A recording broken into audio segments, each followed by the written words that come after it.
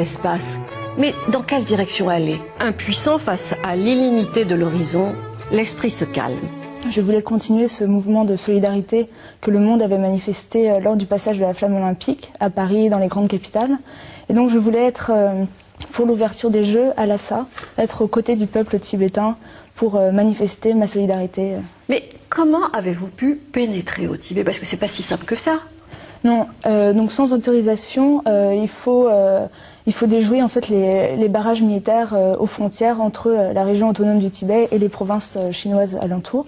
Donc là, j'ai pris un bus et je me suis cachée grâce à des comparses trouvés sur le chemin pour éviter ces barrages. Donc, et là, vous ne vous êtes plus donné de programme précis, vous avez laissé faire le hasard des rencontres. Voilà, je voulais déchiffrer la situation de l'intérieur. Donc j'ai laissé mon itinéraire géographique être déterminé par des rencontres, des échanges et des témoignages de personnes rencontrées, des destins meurtris et blessés. Ils avaient vraiment envie de se confier. Moi, j'étais une jeune fille seule, donc c'était assez rare. Ils étaient très.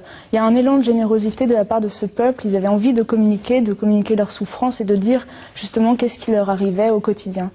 Donc c'est pour ça, à travers ce livre, j'ai essayé de donner la parole à ces personnes à qui on ne la donne pas. Mais alors, c'est l'injustice faite au Tibet qui vous mobilise, ou encore aussi la soif des voyages? Des deux, puisque Lhasa est une destination mythique qui fait rêver beaucoup de monde. Donc j'ai lu beaucoup de littérature, l'aspect religieux aussi est intéressant, donc c'est tout ça qui m'a fait partir sur les routes. Et vous y retournerez? J'espère. Le vol du Pan mène à Lhasa, un récit passionnant d'Élodie Bernard.